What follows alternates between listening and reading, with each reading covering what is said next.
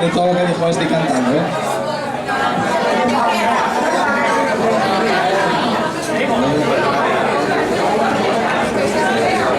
Bueno, ahora vamos a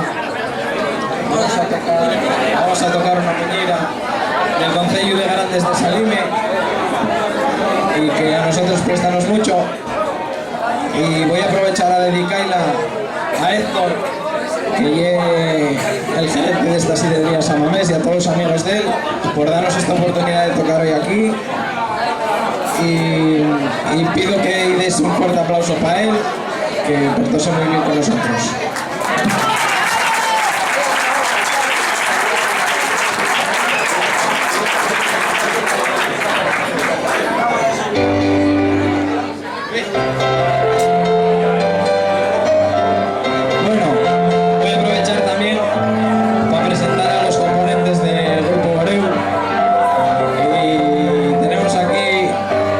En el sector femenino, Natalia.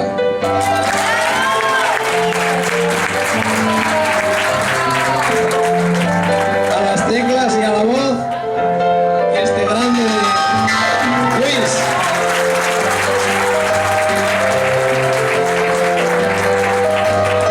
El otro acordeonista en el sector masculino, a Pedro.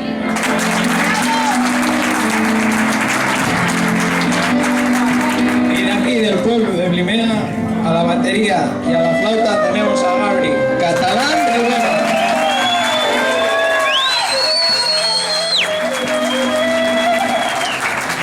Y bueno, el que intenta presentar y tocar algo lo que es la gaita y esas cosas, soy yo, que soy Fabián. Muchas gracias.